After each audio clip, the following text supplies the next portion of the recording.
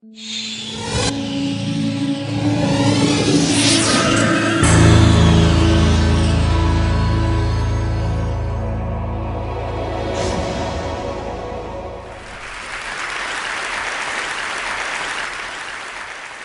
was here 4 years ago, and I remember at the time that the talks weren't put online. I think they were given to TEDsters in a box set of DVDs, which they put on their shelves, where they are now. And actually, Chris called me a week after I'd given my talk and said, "We're going to start putting them online. Could we put yours online?" I said, "Sure." And 4 years later, as he said, it's been seen by it's been downloaded 4 million times. So I suppose you could multiply that by 20 or something to get the number of people who've seen it. And as Chris says, there is a hunger for videos of me. You know.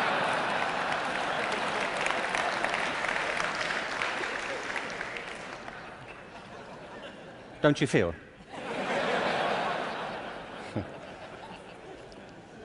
So this whole event has been an elaborate build-up to me doing another one for you, so here it is. Al Gore spoke at the TED conference I spoke at 4 years ago and talked about the climate crisis, and I referenced that at the end of my last talk. So I want to pick up from there, because I only had 18 minutes, frankly. And so as I was saying,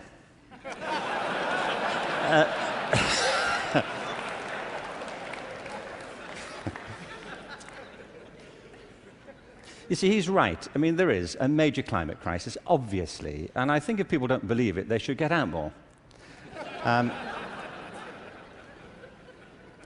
But I believe there's a second climate crisis, which is as severe, which has the same origins, and that we have to deal with the same urgency. And I mean by this, and you may say, by the way, look, I'm good. You know, I have one climate crisis. I don't really need the second one. But this is a crisis of not natural resources, though I believe that's true, but a crisis of human resources. I believe fundamentally, as many speakers have said during the past few days, that we make very poor use of our talents. Very many people go through their whole lives having no real sense of what their talents may be, or if they have any to speak of. I meet all kinds of people who don't think they're really good at anything. Actually, I kind of divide the world into two groups now. Jeremy Bentham, the great utilitarian philosopher, once spiked this argument. You know, he said there are two types of people in this world: those who divide the world into two types, and those who do not. Well, well, I do. And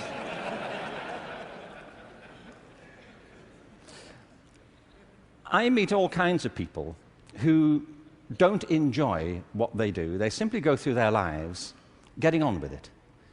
They get no great pleasure from what they do. They endure it rather than enjoy it and wait for the weekend. But I also meet people who love what they do and couldn't imagine doing anything else. If you said to them, "Don't do this anymore," they'd wonder what you were talking about. Because it isn't what they do, it's who they are. They say, "But this is me. You know, it would be foolish for me to abandon this because it speaks to my most authentic self." And it's not true of enough people. In fact, on the contrary, I think it's still true of a minority of people. And I think there are many possible explanations for it. And high among them is education. Because education, in a way, dislocates very many people from their natural talents. And human resources are like natural resources. They're often buried deep. You have to go looking for them. They're not just lying around on the surface. You have to create the circumstances where they show themselves. And you might imagine education would be the way that happens, but too often it's not. Every education system in the world is being reformed at the moment, and it's not enough. Reform is no use anymore, because that's simply improving a broken model. What we need, and the word's been used many times during the course of the past few days, is not evolution, but a revolution in education. This has to be transformed into something else.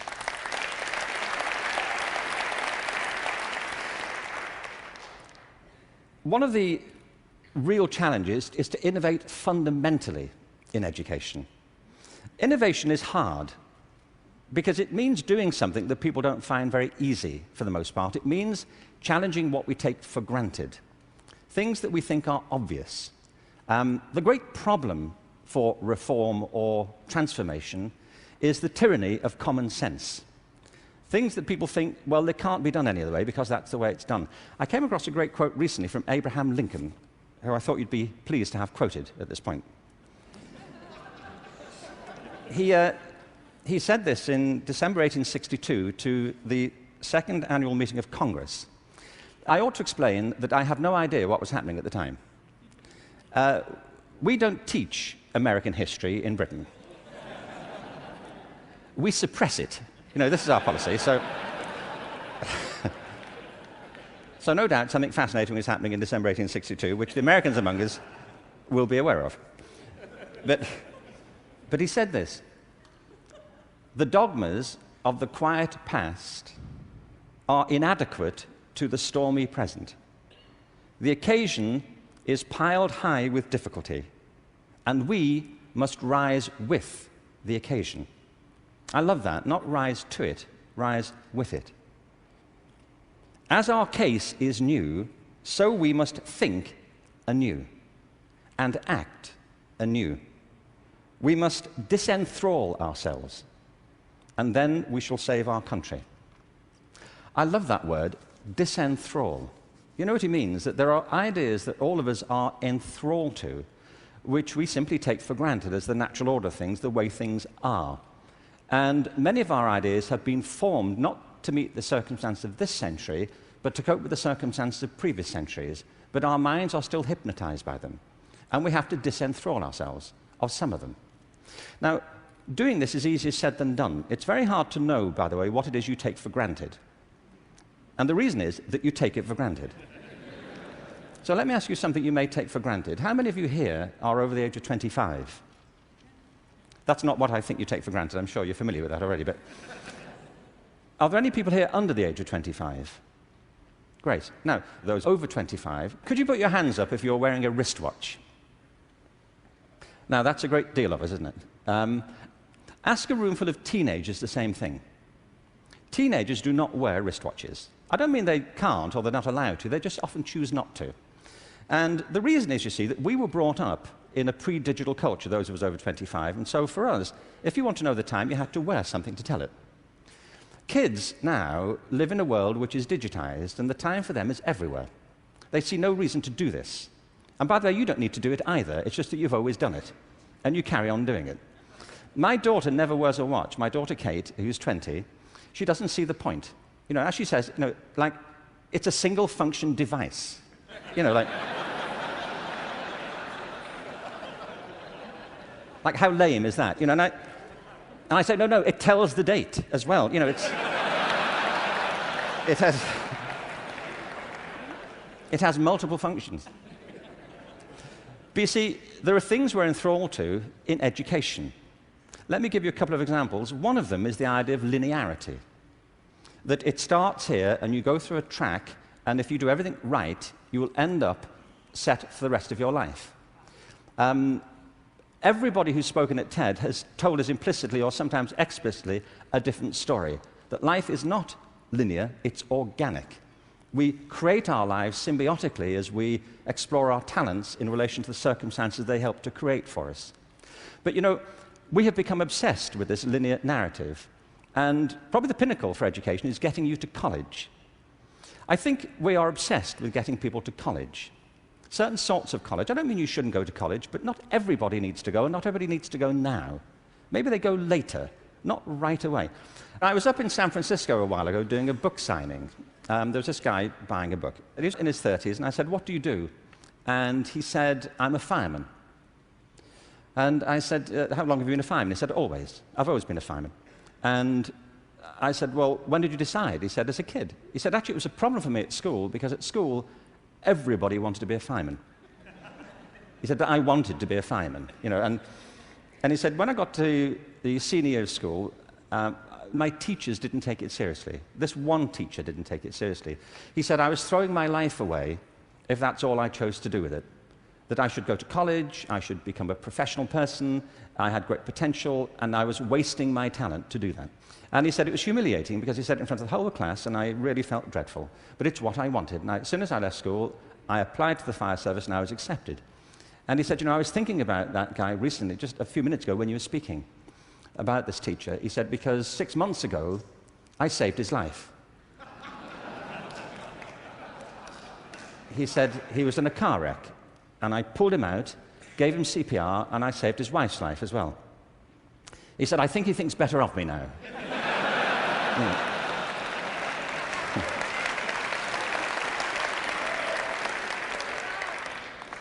You know what I mean?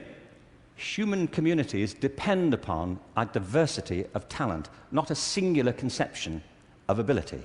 And at the heart of our challenges, at the heart of the challenge is to reconstitute our sense of ability and of intelligence. This linearity thing is a problem. When I arrived in LA about 9 years ago, I came across a policy statement, very well intentioned, which said college begins in kindergarten. No, it doesn't. It doesn't. If we had time, I could go into this, but we don't.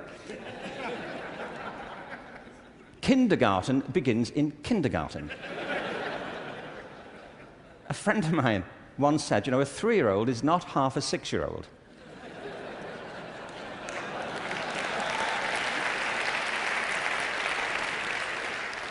They're 3. But as we just heard in this last session, there's such competition now to get into kindergarten, to get to the right kindergarten, that people are being interviewed for it at 3. Kids sitting in front of unimpressed panels, you know, with their resumes. Flicking through it, saying, what, this is it?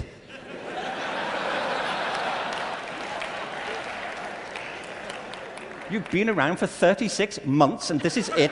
You know,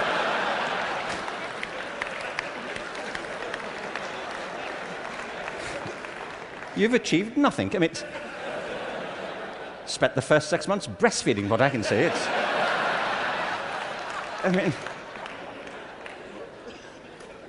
It's outrageous as a conception, but it tracks through. The other big issue is conformity.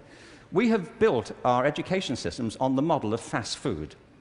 This is something Jamie Oliver talked about the other day. You know, there are 2 models of quality assurance in catering. One is fast food, where everything is standardized. The other are things like Zagat and Michelin restaurants, where everything is not standardized. They're customized to local circumstances. And we have sold ourselves into a fast food model of education.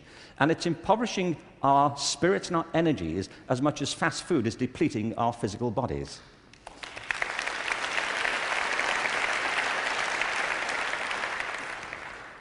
I think we have to recognize a couple of things here. One is that human talent is tremendously diverse. People have very different aptitudes. I worked out recently that I was given a guitar as a kid at about the same time that Eric Clapton got his first guitar.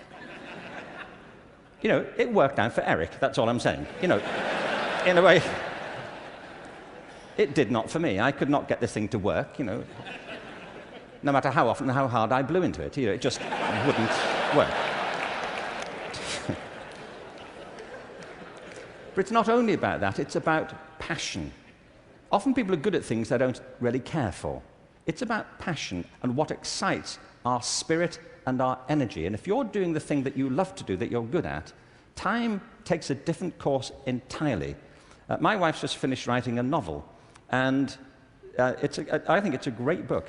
But she disappears for hours on end. You know this. If you're doing something you love, an hour feels like 5 minutes. If you're doing something that doesn't resonate with your spirit, 5 minutes feels like an hour. And the reason so many people are opting out of education is because it doesn't feed their spirit. It doesn't feed their energy or their passion. So I think we have to change metaphors. We have to go from what is essentially an industrial model of education, a manufacturing model, which is based on linearity and conformity and batching people. We have to move to a model that is based more on principles of agriculture. We have to recognize that human flourishing is not a mechanical process, it's an organic process. And you cannot predict the outcome of human development. All you can do is, like a farmer, is create the conditions under which they will begin to flourish. So when we look at reforming education and transforming it, it isn't like cloning a system. There are great ones, like KIPS, it's a great system. There are many great models. It's about customizing them to your circumstances and personalizing education to the people you're actually teaching. And doing that, I think, is the answer to the future, because it's not about scaling a new solution.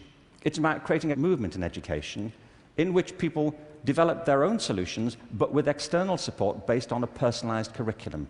Now, in this room, there are people who represent extraordinary resources in business, in multimedia, in the internet. These technologies, combined with extraordinary talents of teachers, provide an opportunity to revolutionize education. And I urge you to get involved in it, because it's vital not just to ourselves, but to the future of our children. But we have to change from the industrial model to an agricultural model where each school can be flourishing tomorrow. That's where children experience life, or at home if that's where they choose to be educated with their families or their friends. There's been a lot of talk about dreams over the course of this few days. And I wanted just to, very quickly, I was very struck by Natalie Merchant's songs last night, recovering old poems. I wanted to read you a quick, very short poem from W.B. Yeats, who some of you may know. He wrote this to his love, Maud Gone, and he was bewailing the fact that he couldn't really give her what he thought she wanted from him. And he says, "I've got something else, but it may not be for you." He says this: "Had I the heavens embroidered cloths, enwrought with gold and silver light, of blue and the dim and the dark cloths, of night and light and the half-light, I would spread the cloths under your feet. But I, being poor, have only my dreams. I have spread my dreams under your feet. Tread softly, because you tread on my dreams. And every day, everywhere, our children spread their dreams beneath our feet. And we should tread softly." Thank you. Thank you very much. Thank you very much.